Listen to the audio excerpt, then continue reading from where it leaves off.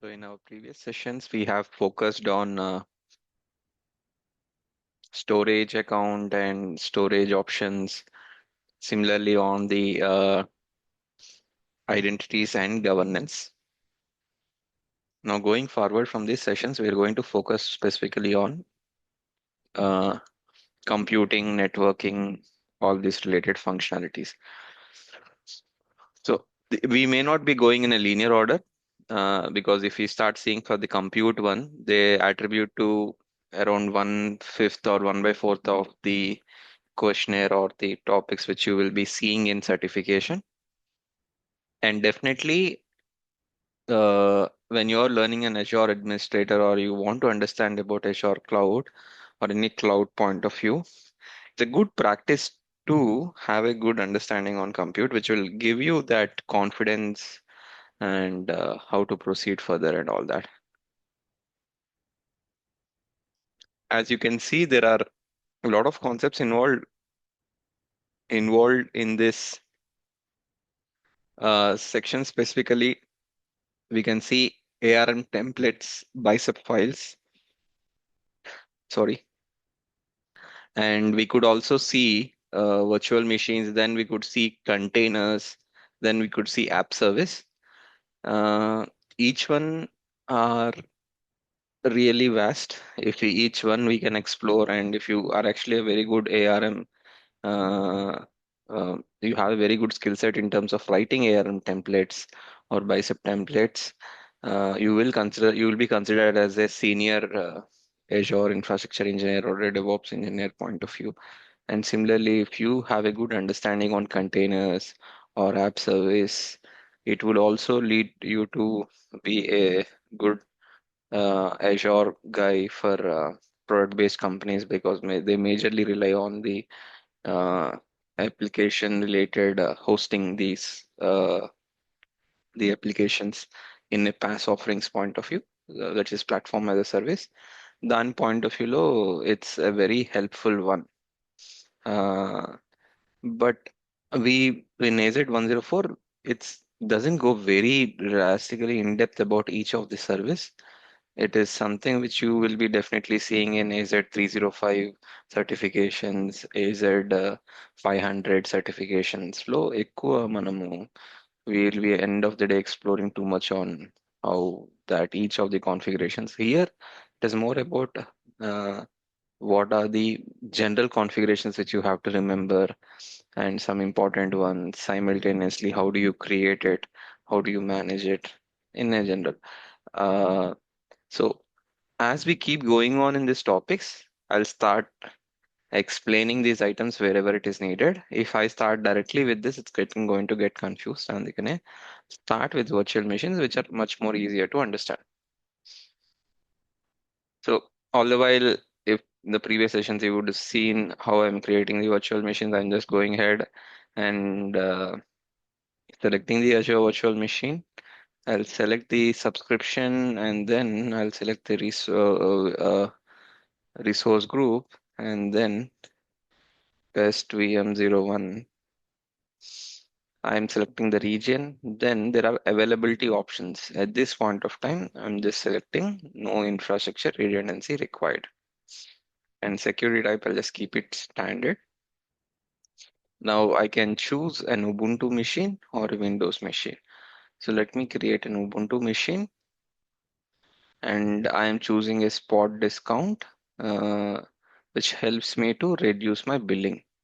If I don't give it, so right now 3,815 and I'm selecting it, my billing got down to 444.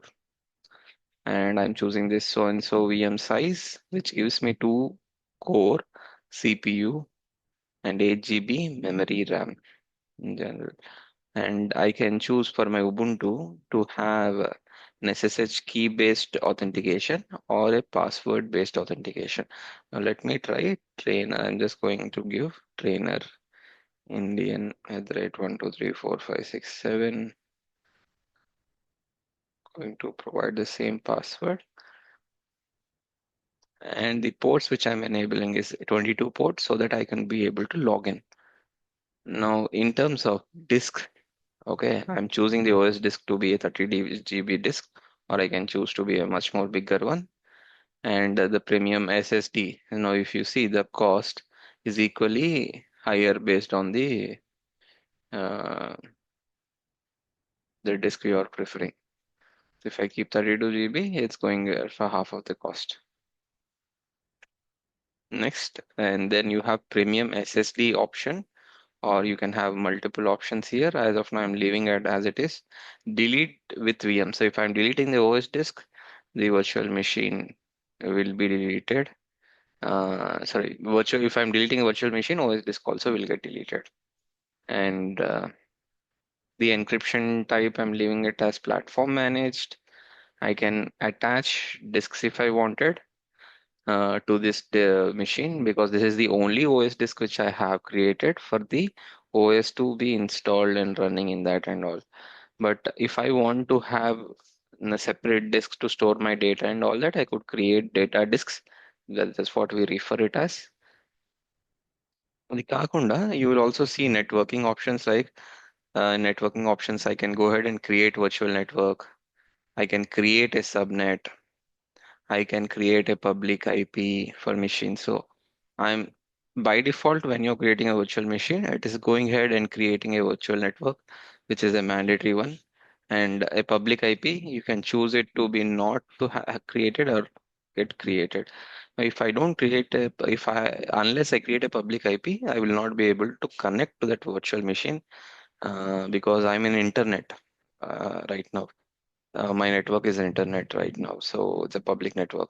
So unless this machine is having a public network connection, that is internet connection, it won't be able to, uh, I would not be in a position to communicate to that one.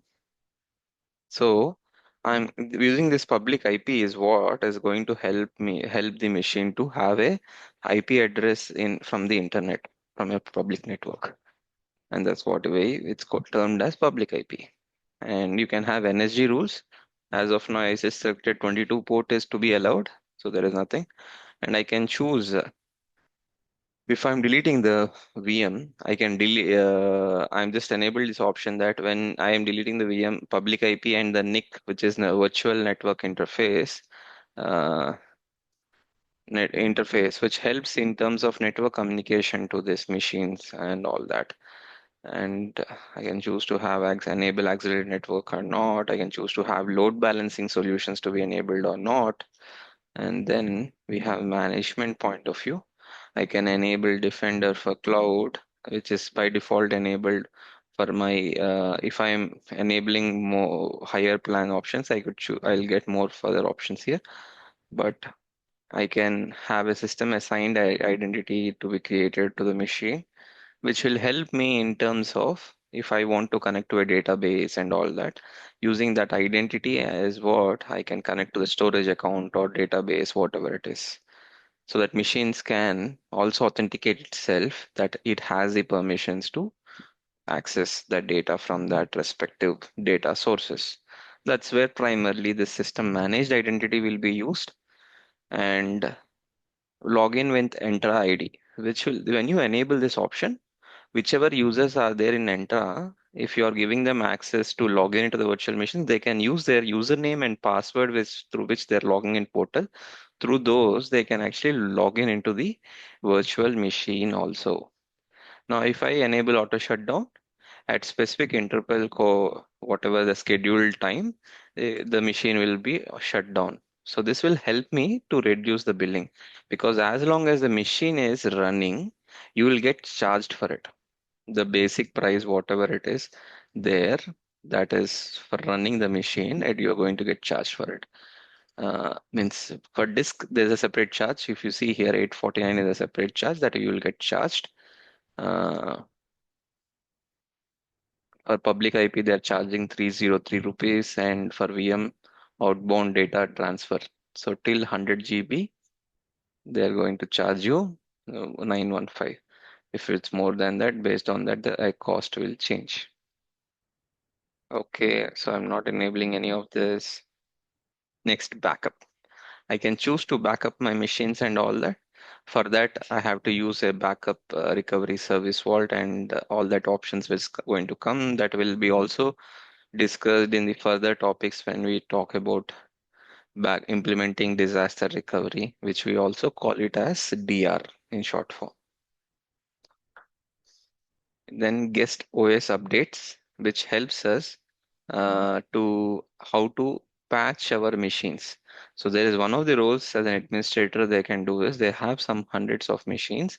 They will be updating their OS, just like the way the mana laptops lonchi, if you see there is a Windows update or whichever update, whichever OS you are trying to use, there will be updates which will be coming from that specific OS software, and you will end up installing those to ensure that your machine is working efficiently with their drivers and security, necessary security, and important dependencies that have to be needed to update for your OS that will get updated. Now you can choose that and you can do many things. Now that's the option which is trying to talk about. And monitoring, you can enable some alert rules. You can on configure monitoring diagnostic settings to be stored in a storage account and all that. I'm not choosing at this point of time. Health, I can choose the enable the health screening for the services which are running in my machine, and then you have extension. So these are all the advanced ones which we can get to it. But in general, I've spoke about what options you are able to see when you are trying to create a machine. Now, let me go ahead and click on create.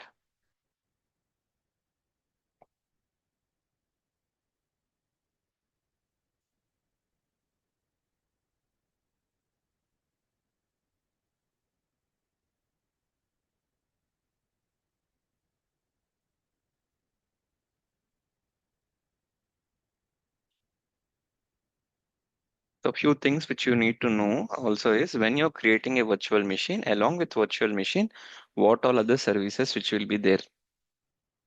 First thing is you need a virtual network so that from that virtual network, you will be picking up a private IP address for your virtual machine.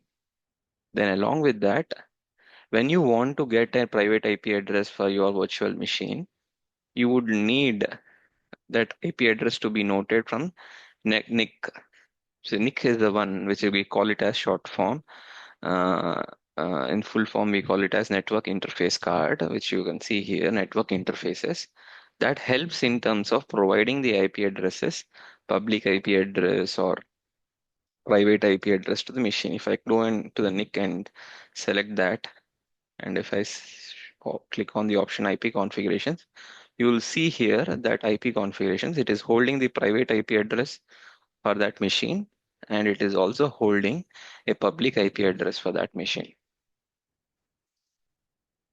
So NIC is the one which is facilitating the network communications, all that to the virtual machine and all. Now, along with this, some things which you need to know is where did this private IP address came in? This private IP address came from this virtual network. If I go and click on IP address space, you could see that 10.0.0.0/16 is the IP address space of the entire network. In that, we can divide into subnets, parts of networks. So a part of the network in 10.0.0.0/16, they divided into /24, which will have 256 IP addresses. In the 256 IP addresses, five are reserved for Azure. Five are reserved for Azure, and one is being provided to this machine. So far, right now in this subnet, how many more are available? Five is taken by Azure, so one is taken by machine. 256 minus 6 is 250 are the available IP addresses which can come in. So if I'm creating one more machine, virtual machine in this network, then the IP address will be from this subnet, and I'm saying then the one more IP address which is going to come as private IP address for that machine is from this subnet 10.0.0.5, because this has been assigned 4, the next assigned one will be 5, and that's where it is termed as dynamic. Now, all these kind of concepts in detail we'll be discussing when we are talking about implement and manage networking.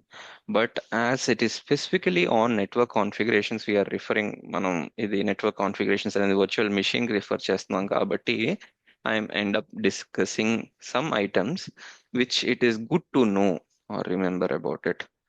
Okay, so dynamic IP అంటే dynamic గా Azure create చేసి ఇచ్చేస్తుంది. లేదా static create చేస్తే మీరు option select చేసుకోవచ్చు. ఈ IP address space లో మీకు ఆ, ఏది కావాలి అనేది, ఏ ఐపీ అడ్రస్ రేంజ్ కావాలి అనేది. So that is it. And so మీ క్వశ్చన్స్ ఎలా ఉంటాయంటే, if at all your fresher point of view, when a virtual machine is getting created, what all other dependent services will get created for that? So one mandatory service which will get created is VNet. For that VNet, because if, in that VNet a subnet will be there, and from that subnet a IP address has to be coming. And what will be the first IP address that can come in is 10.0.0. I mean the 4 is the first one. So because 0, 1, 2, 3 is reserved for Azure, and 220, 255 IP address space is also reserved for Azure. So other than that, the rest of the 251 public IP addresses which are there in that specific subnet, the first available one will be given, and the first available one is 0123 is being taken by Azure, and the fourth one is what is being given to this machine. If I create one more machine in that network, then it will be given 10.0.0.5, because it's the next available IP. Until how many that can be given? Till 254. Then you have to create one more subnet, and then you have to utilize that. Now, the next mandatory service that you would be needing is uh, network interface card, NIC, because NIC is used, as we shown. NIC helps me in helps the virtual machine to hold the IP addresses, the private IP address and the public IP address. The network communication which has to happen, it is going to happen from the network interface card, which is the virtual network interface card, end of the day created by logically utilized it, which will help in terms of communication from this IP address point of view and all. So these are two mandatory ones, and these are optional ones. IP address, public IP address, I choose to create one because I want my machine to be connected to public network so that I can connect to that machine. And NSG, network security group, I have to enable, by I have enabled 22 port to be only allowed, so that it is allowing 22 port. So let me log in into this machine. Before I go to that, let me open this resource group. So far what you have seen is 5, but if you select this, there are 6 ones. The one which you are not seeing is OS disk in this list, which, so when a virtual machine is getting created, you'll also see you'll have a virtual OS disk, managed disk that is getting created, which will have the OS details and all that. So let me log in. How do I log in? I click on the virtual machine, and this is how the blades look like. And these are the options which you have for virtual machine. There will be different options. Just uh, like storage account, you have different options. That is nothing but the features which are provided for that Azure service. Now, if I want to connect, this is a Ubuntu machine. How do I connect to an Ubuntu machine? Using SSH. So let me open terminal, trainer, and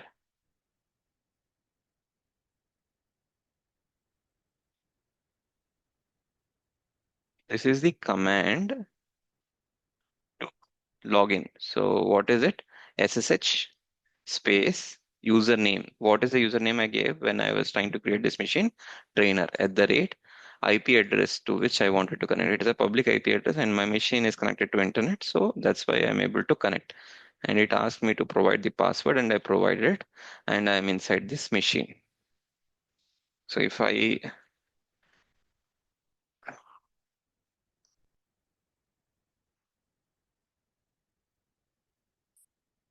inside this machine, and what I'll do is, and you can see trainer test VM01.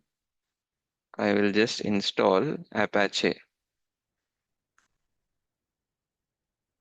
which is a web hosting platform. Okay, through that I can host websites. That means I can run my web application, and that will be that will be hosted on that network which has been uh, on this machine. So I can use this public IP and I can send an HTTP request, and that will be going to this machine. Now, what is happening? I can, if I say sudo,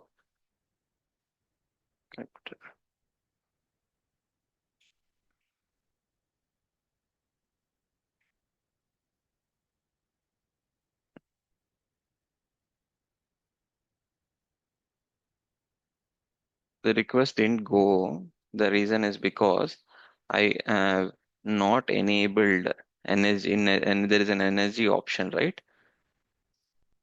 There is an energy that got created, network security group, and I didn't allow from internet 80 port because HTTP, if you remember, HTTP is a, if I copy this and I paste it somewhere, it's an HTTP request.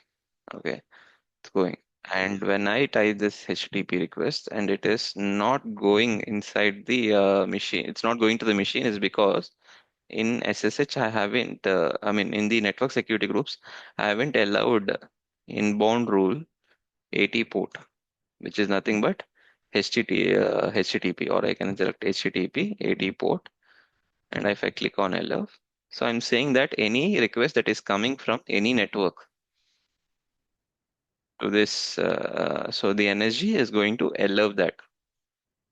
Now, if I click on refresh, now if you see there is an Apache homepage which shown up that is running in Ubuntu. So I logged in into that machine using SSH option. So if when you want to try to practice this one, it is just go and create a machine, very simple, and you should have a public IP, and it should allow 22 port for a Ubuntu machine so that you can SSH into that. And once you SSH, you can just install Apache. Can just find the commands. I've just tried sudo apt update first. I updated the repositories which are there in the OS, and then the next command which I've done is apt install Apache 2. That means the web hosting platform. And once that is done, I also enabled 80 port in the network security group. How do I go? I can go inside the virtual machine and I can select networking options, or I can go inside the NSG and the settings. I can select inbound rules. I can add the rule. What did I do? I just can remove and add 80, and I can click on allow, or I can enable this HTTP and I just do it. This network security group is like a security guard, which is going and checking what all rules are allowed and not allowed and all that. So this is the options which you have,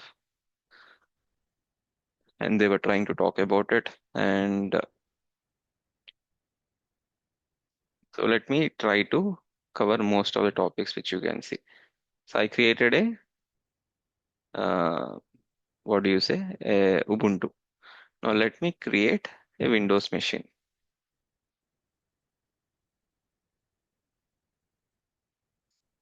I'm selecting the resource group as VMRG, the same, but here Win test VM01. I left it Central India. I selected no infrastructure redundancy option. I leave it standard. This time instead of OS Ubuntu server, I'm going to choose Windows server.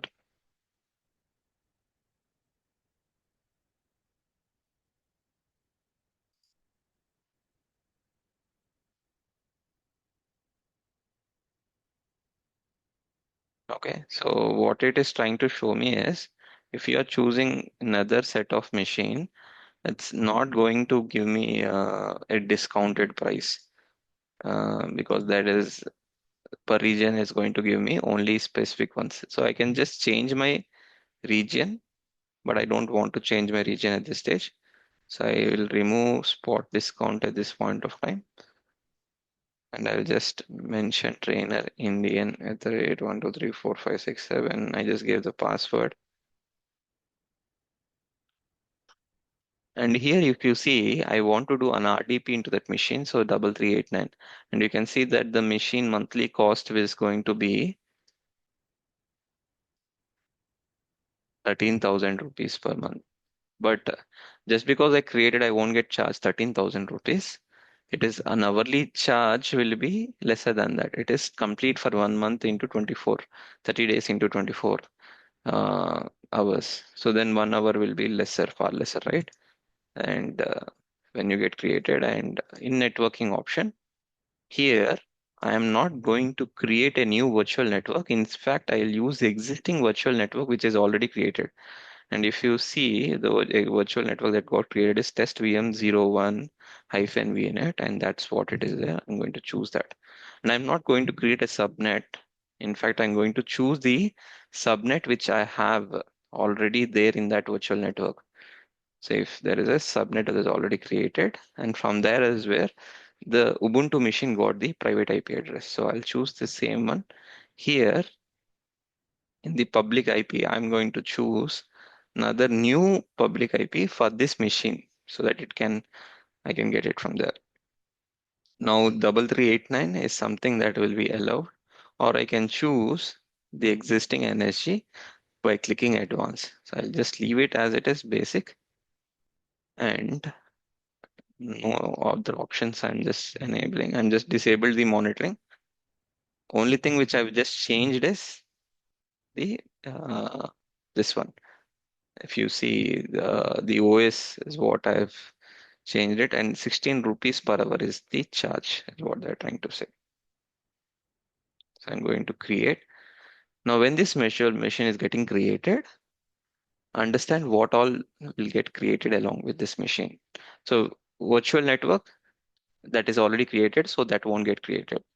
NIC that should be created for the machine, because using that NIC only it can communicate this virtual machine, Windows machine can communicate. So NIC will get created. That's what. And a public IP, I have created a new public IP asked to create. So it is going to create a public IP address and a new NSG rule that will going to allow RDP port. Or I can choose the same RG and I have to just allow enter 3389 to be also allowed in that. Okay, so these four are going to get created. So if I go into the resource group and I click on refresh, you will see that Windows VM, public IP address, NSG, NIC of that Windows VM, and OS disk for that Windows VM. Those are got created. Virtual network is being consumed from the existing one, which is already there. So let me go inside this machine, and this is the one. Now, if I go and check the private IP address of it is 10.0.0.5, because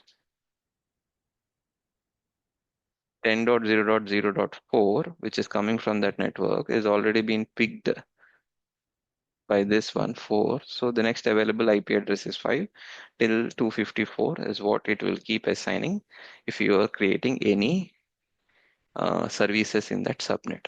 So 10.0.5. So this is how it goes. So let me connect to this one. How do I connect? I have to do an RDP, remote desktop session. How do I do it?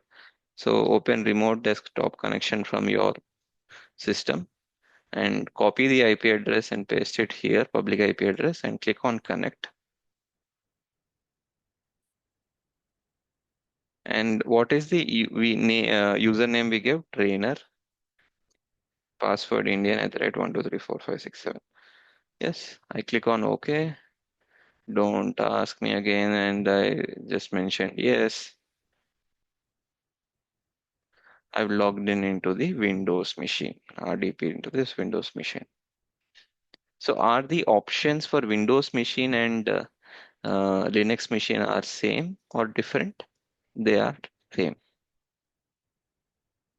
But inside the machine, inside when we log in inside the machine, we are doing an SSH into the Ubuntu machine, and here we are doing an RDP because the OS are different. So based on that, you will see a different one. Now, can I host an website here also? Yes. For that, you need to just have enable IIS option, and you can able to host your website through that also. You can see. So it's pretty much available in internet. So create virtual machine. Learn.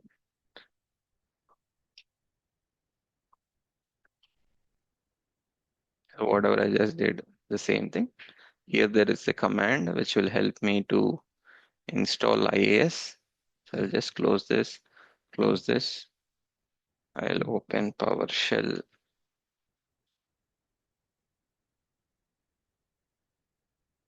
and I'll just click on run as administrator. And once I click on run as administrator, I run this command, which I've just copied from that. This is going to install IAS, Internet Information of Services, which is a web hosting platform in for a Windows machine.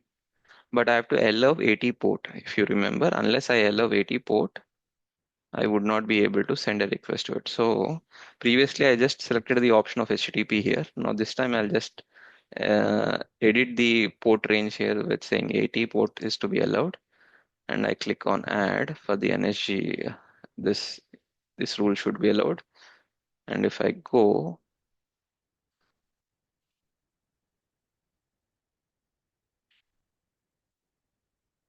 I send a request to this machine. IS has to be installed. It'll take certain time, so 89%. Let's wait for a minute for the installation to get it. Once the installation is complete, the request will go to that machine, and end of the day it's an HTTP request, and IAS is running inside that machine. So you will be able to see IAS homepage inside that machine.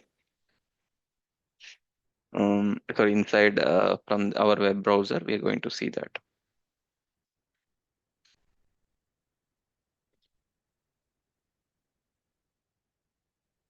So IAS has got installed. If I refresh it, now you can see this is something which is running in this machine. So I've shown you how from a Windows machine, how from a Linux machine you can create. Uh, so we'll talk in depth about the configurations, everything from in the next sessions and all that. Specifically, we need to talk about what are the availability options to high availability options for a virtual machine. Similarly, you will have high availability options for your app service, availability options for your container services and all that. So you can expect some interview questions on a virtual machine in case if you're a fresher, in case if you're a senior or you're having some 4 or 5 years of experience, they're going to ask you on these services, containers, Azure App Service, and all these things. So and remember to delete all the services. The way to delete, I just go ahead and click on delete so that you won't get charged. So hardly I was there, created this machine from the last 15-20 minutes. So the charge would not be more than exceeding more than some 50 or some 20 rupees or 30 rupees something.